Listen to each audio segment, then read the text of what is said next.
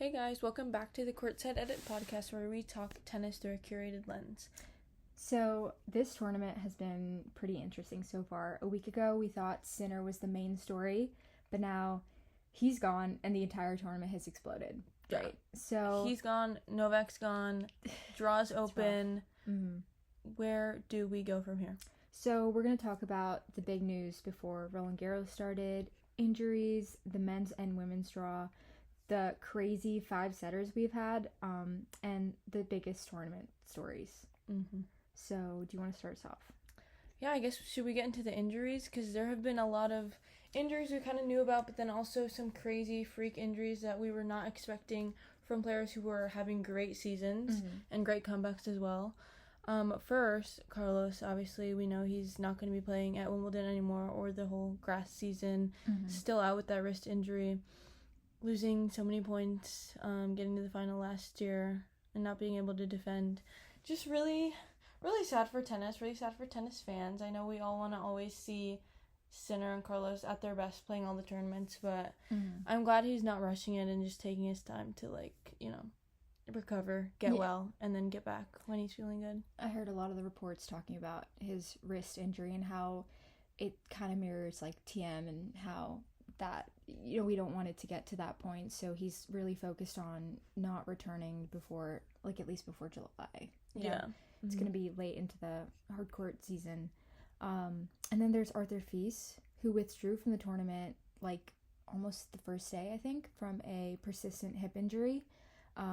So his withdrawal opened up the spot for Jasper de Jong, who made it deep into the tournament, lost to Zverev. The luckiest of lucky losers. Yes, that was a great run. We also had another withdrawal, Haley Baptiste, but it was an injury. Yeah, it was a tough watch because the way she went up for a ball and then came down, and came down really weird on her leg. Basically fell to the court. Her dad came out onto the court, check if she's okay, and then we find out later that she tore her ACL and meniscus. Really, really unfortunate for Haley. Obviously, she's having the season of her life. Yeah. And then to have this injury when everything's going so well for her in her career right now, it's just so sad to see. Yeah. It was pretty heartbreaking. I guess we also have Alexander Blocks, who withdrew from the tournament's lack of court safety. Yeah. I think we have a lot of those issues coming up this past tournament with whether it's weather issues, not closing the court in time, or just anything that caused discomfort with the players, and it's just not great to see. This tarp thing honestly is really it should not be happening, because so many players over a few years have been having the same issue, and you feel like they would learn from that and try to do everything they can for the player's safety. I know there's some sponsorship signs at the back of the court that have to be there for the sponsors, but you gotta work around it. In Indian Wells, I'm pretty sure they put the sponsors on the digital boards. Why can't they do that here as well with the Lacoste sign? And Rude was complaining about that on Chatrier too. Player safety should be ahead of the sponsorship. So I don't know why it's still an issue. We saw Goffin had that same injury with his ankle a few years ago. I don't remember if it was here or another clay tournament, but same thing. And then Zeynep Sonmez in her doubles match. Yeah. She ate it in the back of the court, face planted into the thing because she slipped on the tarp. Happening a little too often when it could be preventable. So those are the injuries we've heard from.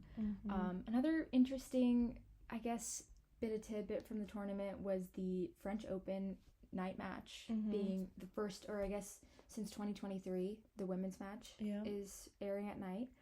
I think it's interesting that it took 3 years for there to be a women's night match, and obviously Sabalenka and Osaka's match was going to be a big one, and it was. I thought it was pretty interesting, and the stadium was packed. But I feel like we had a lot more opportunities this tournament, considering Sinner got out early, to have a couple more women's night matches. I feel like there could have been a ton. Yeah. Svitolina Marta-Kostyuk. Oh, for sure. I would love to see that at night, and I feel like that would have had a lot of ticket sales compared to the men's. I feel like we should go based off of ticket sales. Yeah. And, you know, for who would have the night match. Mm-hmm. It's obvious when Sinkaraz is playing that they'll have the night match, but I feel like now that that's not a thing, it's better to maybe include a couple more. Yeah, I like also adding to that, like even last year this was like a topic of debate, I guess, because they were saying, you know, we only want one men's match because they only have one night session match every day, basically starting at 8:15 Paris time, because of that's their prime time spot, I guess, and for the TV situation going on there, and they would rather have like at least 3 sets played instead of only 2 sets, one women's match, basically only an hour and then nothing else. But like, you know, you could start at 7. I know there's TV stuff, contracts get involved, but you could start at 7, put 2 women's matches, or, you know, put a women's match and then a men's match, like a lot of the other slams do. I feel like the women are very, they're very competitive, having great matches, and they shouldn't just, you know, it shouldn't be like only one night match in 4 years. Like, that's crazy. Yeah. Well, back on the topic of Naomi Osaka, we saw her in her night match with Arina Sabalenka, but her first round match, she came out with a stunning custom piece that like mirrored the Eiffel Tower, which I thoroughly enjoyed. She played Laura Sigmund, and there were some words said by Sigmund to TNT. She was asked about her golden outfit, didn't hold back. She was very blunt and said she couldn't care less, that she came here to play tennis, not to put on a fashion show, and they should just go ahead and play tennis, and if they want to do it, that's fine with her. But I felt like that was a little harsh to say. That's crazy. Well, she didn't take up any extra time. The dress was off right before they were, you know, practicing. There wasn't, I don't know, I feel like that's just a little, it's a little unnecessary. It's a little sore loser talk. Yeah, I feel like that was a little harsh to say. I mean, I love when sports and fashion come together. It's a way to express what you're doing and your thoughts and just your creativity, and that's like what I feel like sport, especially tennis, is very creative. Like, it's based on, you know, what you can the individual. So I feel like that's it's important to include both. Yeah, and it's like bringing more eyes to tennis as well. Absolutely. Like Naomi was saying, I think something along the lines of, people are talking to me about not only tennis but my fashion, my outfits too. So it's like bringing a bigger audience to tennis. I think it's all good. Yeah, and Donovic also said that she didn't have a problem with the outfit, which was her second round opponent. And we know Laura Sigmund has done some controversial thing, like with Coco at the US Open, running it down the serve clock and more. Yeah. So it's not a surprise. Yeah. But another piece of information that I feel like took over the media for the past week was Serena's grass comeback. Guys, oh my god. Guys, it's just exciting for the sport, because it'll bring back a whole different like crowd. I feel like everyone that left tennis after Serena retired is now gonna have like a field day. It's gonna be great for you know, tennis this summer. Yeah.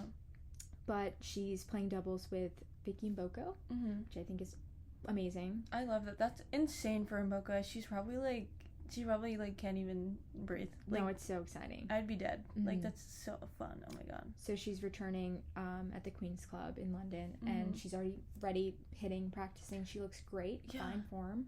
I feel like Serena wouldn't come back if she didn't know she was going to play, like 100%. I think it's great that she's starting with doubles.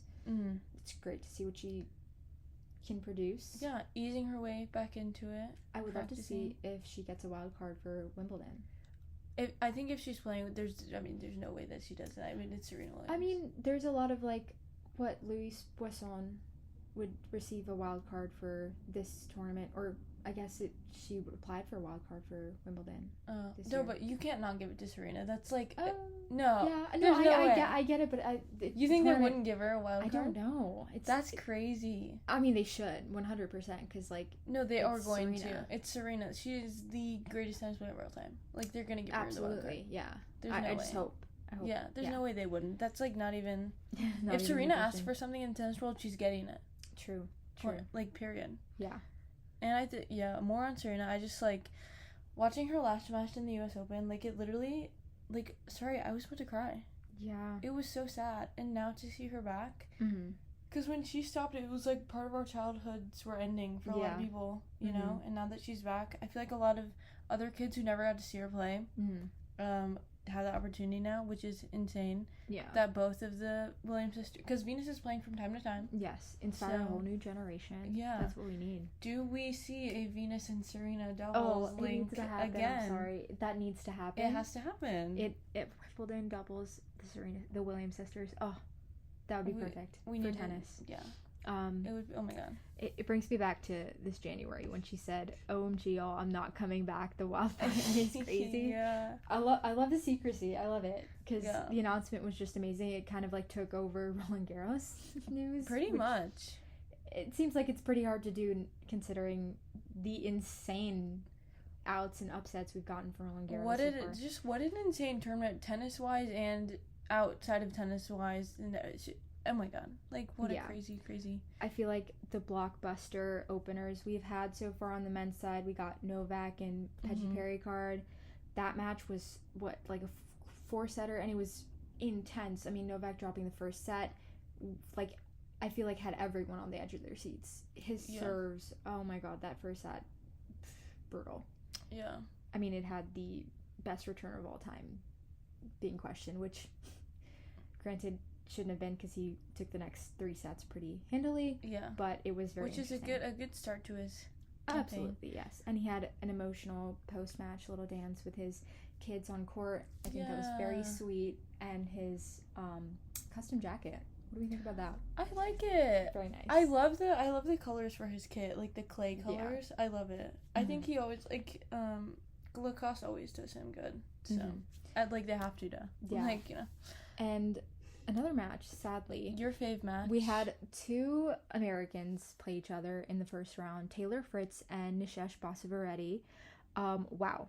That All-American war was insane. I feel like Fritz actually played pretty well that first match. I mean, contrary to, I guess the score. I mean, it was Fritz's second match back on clay. Basavireddy just, those drop shots. Some of them didn't even feel like he should even go for the drop, but it did. I think it was like 25. That's crazy. That he hit, and then like 2 of them didn't convert. Which, wow, that was like a 6-1 in the 4th set to take the match. Oh, it was in 4. Wow. Yeah. Wow. It was wild. I mean, wait. Before we get into more matches, can we just talk about the weather problems? Oh, yeah. And how the French Open has had literally hail, rain, people getting heat stroke in the first. Like, they've had literally every single weather condition thrown at them possible. Poor Casper. All I can think about was that first 5-setter. He said he felt like a zombie. He looked like a zombie. Yeah, it's brutal. I think it's just not really fair for some of the players.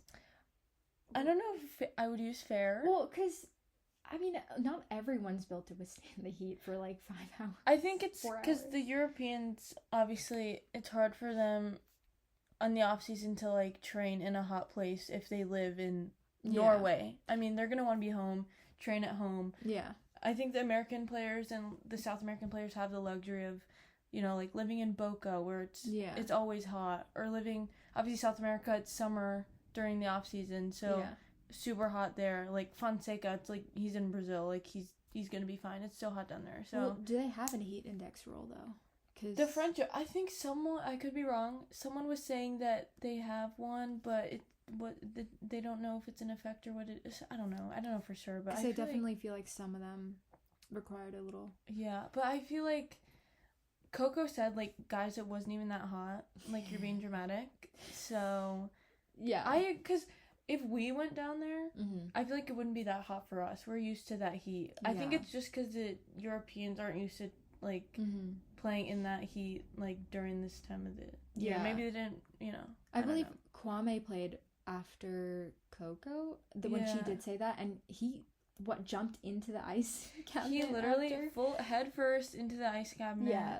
Wait, let's talk about Kwame while we're spectacular. Can we just take a minute breakout star. I mean, Oh my he did God. amazing. Like, playing 5 sets, what did he play? 5-hour match at 17, Yeah. and then coming back the next day, and then, or not the next day, but the day after, and then, like, oh my God. Yeah. It Too was amazing. good. Too good. It's amazing to see. I'm glad that the French have a new, well, I mean, Yeah. there's other fees, but, like, multiple breakout stars. Yes, on the ATP exactly. Side. It's great to see. The French tennis is definitely in good hands, with Monfils leaving and everybody else retiring. Yeah. So let's talk about rising star Joao Fonseca. Oh my gosh. We've had the Fonseca fever for like a couple months, or maybe a year now. Mm-hmm. A long time. He hasn't lived up to his full hype, I feel like, results-wise. This clay season, yeah. I was shocked. He made it to the quarters. I was honestly shocked. I was a little shocked. I was like, waiting for it. I was like, he has everything to do it. When. I think Novak's match really shocked me, because I felt like Novak was about to take it in that hit. Yeah. But, he, But he threw down those 3 giant aces, and then... wow. Insane.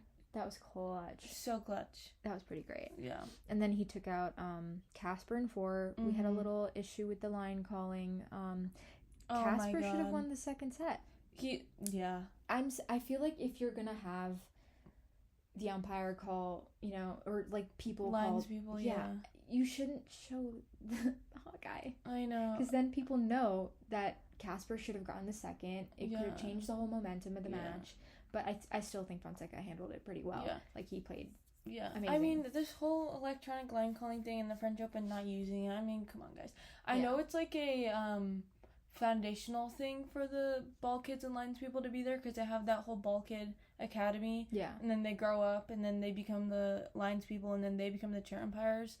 And that's like a whole established thing. But, like, if literally every other tournament has adapted, even Wimbledon, who are the peak traditional tournament, have adopted, I don't know English, but like, something's got it. Like, it's happened too many times, even and it's when happening during important moments in matches. That's when it's really tough. And it's just heartbreaking to see what could have been, especially when it's like so wrong. Like, don't show the Hawkeye, guys. Like, at least make us like not feel robbed. Because then his team's gonna know. They might tell him, and he's gonna be like, God. That's just not fair. Yeah. Well, in other non-heartbreaking news, or I guess sweet news, Gael Monfils had his last dance with Gael and friends, which I think was so sweet. It was so nice to see, like, everyone come together. They played a little game, and the little message that Rafa and Federer and everyone came on that aired for him was so sweet. It was so sweet. It was just nice to have a little sweet moment before the tournament started, with, I guess, like, Sinner came out, Zverev, like, bunch of other people, right? I mean, everyone loves Monfils. I mean, so it was so nice to see that he got his little celebration. Him and Svitolina won. At the end, which was so sweet. So sweet. He finally got his win over Novak. Very nice. Oh my God, that's funny. What was it, like 18-0? 19? I think it was 20. Maybe 20 something. I don't. Oh my God. Maybe. Crazy record. Hey, he's got the one. He's got the one. That's all that matters. But another cool 5-set match that we saw was Rublev and Menchik. Right before Menchik played Fonseca and won in straights. That was a very interesting 5-setter. I kind of like used that as a measure of how he performed, like he would perform today against Zverev, because like Menchik kind of like lost it in the 3rd and 4th. He wasn't like moving as well, and I honestly thought he would come back in a 4th with against Zverev today, mirroring that a little bit, but it's not the case. I mean, he's played like.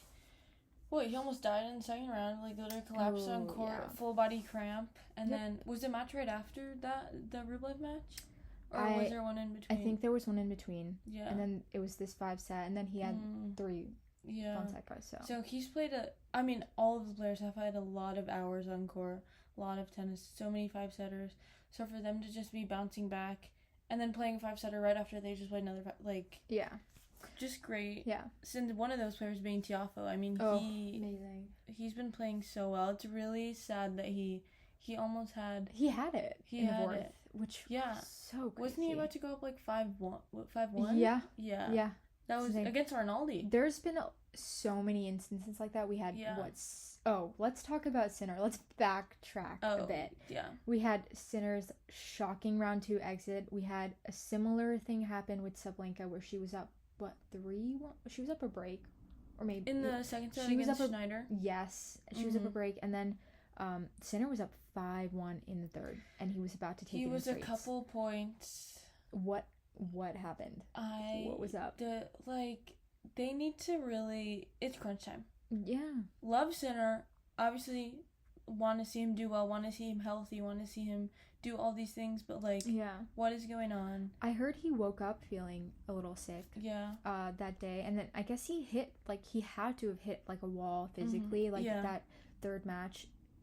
Well, I mean, he said it was towards the end of the third, so I feel like maybe he was feeling fine and was let loose a little bit, and then lost those, Cerundolo got a chance to break back, and kind of lost it and couldn't get a grip on the match after. So it's just heartbreaking to see. It's hard because Agassi was saying there's no reason that you should be hitting a wall at an hour and 45. Yeah. There's no excuses for that. I feel like we should get back to the drawing board before Wimbledon. Because I don't think it's been fixed. Because, some other players, like Zizou Bergs, Daria Saville, they had similar, cramping issues that Sinner did. Obviously, we don't know if this one was a cramping issue or something before, but, they adjusted their salt intake, and it solved their cramping issues. Obviously, Sinner's probably tried everything under the sun, gone to all the doctors, but... Yeah. I don't know, maybe does he need to start training in Dubai during off season Fed did? Yeah. To get used to the heat, because this heat thing is not going to be it's only going to be hot this tournament and then the rest are fine. It's gonna basically playing in the summer.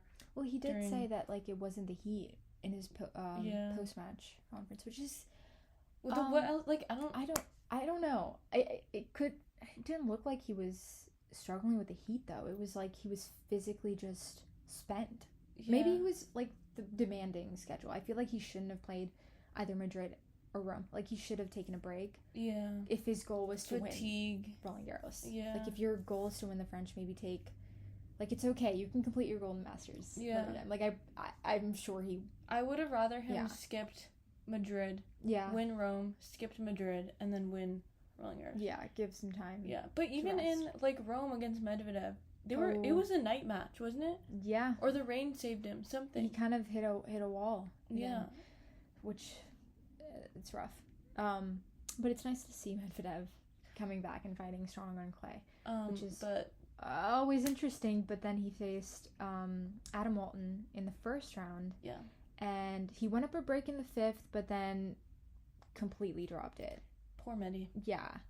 It's not a great French Open streak, but I think Medvedev is one of the best players in our, in the top 10 right now, and I think he's going to do great. He always does great. Yeah, I think back. I don't see him losing in clay seasons early. I was oh my god. Yeah, it's not too concerning. I think he'll be fine. Yes. Yeah. We also had Bublik losing to Struff in the fourth set, which is it's hard because he made it to the quarters last year, something. Yeah. We'll see what he gets up to next. Maybe in the grass, because he beat Sinner last year on grass, didn't he? I think it was clay. No, he beat him on the grass too. Wow. Yeah, okay. He beat him.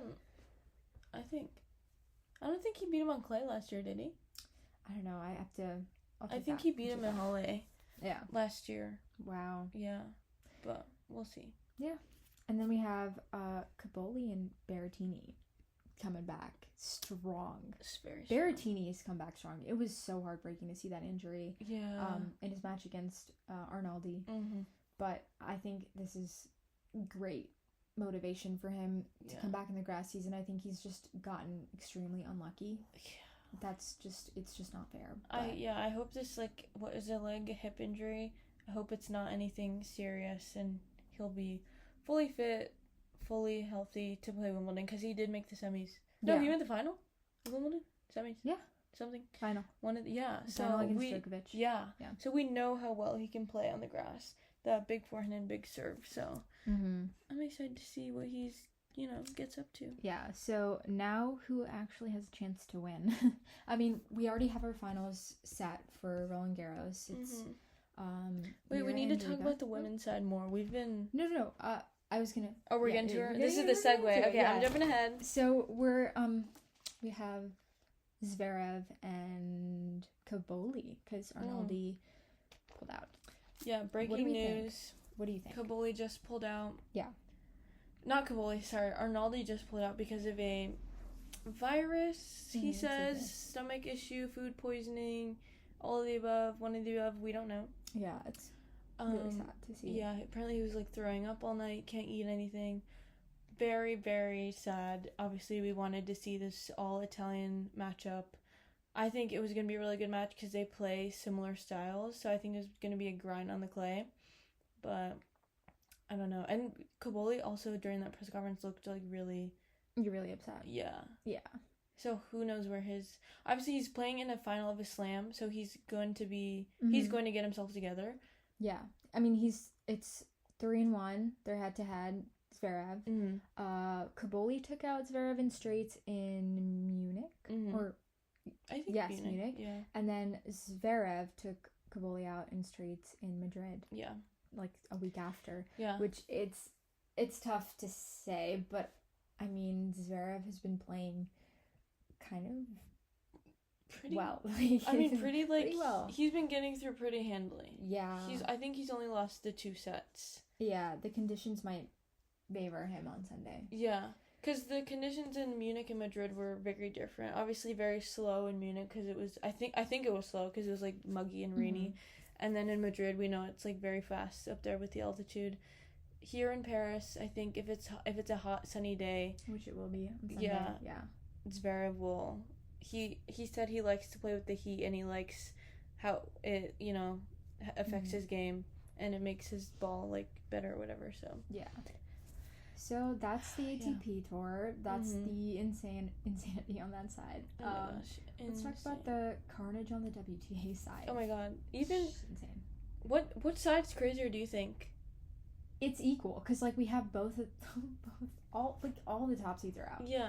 I mean, the big 3 narrative on the WTA or at least people thought it was Sabalenka, Coco, and then Rybakina. Right? They were all out. All out. Early. I mean, Sabalenka made it a little deeper, but But Coco, crazy. what was his second, third round? To Potapova? I believe it was the third. Yeah. In the third round, yeah. That match was very interesting. Potapova in the third stayed hyper aggressive. She started hitting the lines really well and neutralized Goff's ability to really get around the court, which really got her to win. Yeah. Easily. Yeah. But I feel that match was pretty interesting. Yeah. It was a good 3-setter. Kostyuk taking out Iga. Yeah. I mean, I predicted Iga would win the tournament. Let's backtrack on that. I mean, I was kind of right. We do have... we have another Polish woman in the final? Exactly. Not the one we thought? Not the one we thought, but hey, I'll take any little win I can. But Kostyuk takes out Iga in straights. 7-5, 6-1. I mean, Kostyuk has been on that huge win streak, has been playing incredible tennis. It was 17 matches in a row, and then she lost to Andreeva in straights. Yeah. I mean, tough conditions on that day. It was so windy. Yeah. Tough conditions for their match and Sabalenka's match. Yeah. Because we know Sabalenka doesn't like the wind. I feel Sabalenka... It wasn't the wind that got her. I feel it was her mentality. Yeah, she said that. Yeah. Yeah, I don't think it was. I feel she's a capable player. She was up a break in the second. I think she would have done fine. Yeah. But it was just when she was she lost that second. I think she lost it. Yeah. And she said in her press conference, I'm obviously paraphrasing. Yeah. But she was I need to handle my emotions better and not let this happen. So at least she's aware, knows what she's doing, but hopefully we can keep that into next year. Yeah, gotta keep the gotta be able to not blow up on the court like that. Yeah, especially for Wimbledon. Yeah. If she's gonna make it past the semis, because last year it was difficult between Anisimova and her. Mm-hmm. Yeah. Someone who's kept her composure really well though is Andreeva. Very well. I'm so impressed. Very well. Yeah. Like, I think her match against Kostyuk, she was so like just poised and like not stressed. She didn't look like angry at all. I mean, she was like, I think her post-match interview, she was like, when I'm usually up like a break or up two, she gets nervous and like starts, you know, thinking about other things. But I think she kept herself together very well. And then, you know, and when the roof started to close, I think Kostyuk broke back. Yeah, she got it back to 4-all, I think, or 4-3 at least. And then Andreeva, you know, noticed that, but then she like she didn't let it get to her. She just put her head down, went back to work. Yeah. And usually she's always like giving it to her box, giving it to Conchita. Yeah. No outbursts. Like, that's great. If she keeps this attitude against Valenska in the final, I mean, it's hers. Yeah. But I mean, hey, you never know with these the qualifier run. It's nice to hear. Like, since Raducanu. In 2021? 22? Speaking of Raducanu, we had an early exit as well. Yeah. That's alright. We'll catch her in the grass. We'll see. I'm excited, interested to see. Yeah. We had Jess Pegula out early by Burrell in 3. Which didn't find a rhythm. I felt like she had a lot of unforced errors in that match, I think. And Burrell was like extremely defensive with every point, so it's hard. Maddie Keys made it deep. Who did she lose? She lost to Schneider. Yeah. She took out Mboko in the round before. I think she played that match very well. It went to a 3. Yeah. I think that was a very good. Yeah. I mean, Pegula, like, not a great clay season at all besides Charleston. Yeah, but I think she'll come back hard court season. Yeah, I think even on the grass, her ball is going to be really tough. I'll favor her to win the U.S. Open. Is that insane to say? It's insane to say a little too. No, I need to see a little more of her to. Yeah. You know. But I think I would put her as like a contender. Yeah, she's gonna come back. Yeah. Top 3. We got Rybakina losing. Sorry. I think it was. I don't want to say, but I heard 70 errors. Oh my god. It was a complete dismantling, and she was also pretty frustrated and shocked that even happened. Yeah. Which fair. That was so many upsets. Like, I think one of the stats they said on TV, we've had like a top 10 seed or top 5 seed lose every single day of the tournament. Oh my gosh. That's insane. Wow. That is insane. Too much. Yeah. I mean, we have another comeback or a little quick revenge was Iva Jovic and Emma Navarro. Yeah. When the match she played before losing to Osaka. Yeah. In the 3rd, but I like that. It's a nice little story. Emma Navarro took Iva Jovic out in the previous tournament. It's the 250, WTA 250, which she won the title at, which was great comeback for Navarro. But Iva Jovic was, pretty consistent. I think she played really well this tournament. It's nice to see. I'm excited to see. Wasn't she, like, about to beat Osaka as well? Yeah, it went to a 3. Yeah. 7-6, 6-7, 6-4. Yeah. So she took the first. Yeah. Which was nice. That was a good match, though. Yeah. Yeah. Good match for Osaka to get through. Oh, so because we know how tough. My bad. Yeah. We know how tough Eva. I was about to say Ika. Eva. Yeah. And Sorana Cristea. Yeah. What a great last year. It was really great. After announcing she's gonna retire. Yeah. I don't know if she should. Yeah. I mean, but honestly, like, what a year to have when you're gonna retire, knowing that you've, like, played your best tennis and you can go out with a bang. Yeah. You know what I mean? That's very nice. Yeah, and you don't have to, like, get wild cards or play qualifying in her last year because her ranking's down. Like, she can just play where she wants. Yeah. Her I think she's at a career high ranking, right? Yeah. Or near it. And, yeah, she's doing so well. And Andreeva took her out in the quarters. Yeah. I believe, with the bagel. Yeah. First set bagel, Andreeva again. And I think she played, to get into the quarterfinals, she played Teichmann.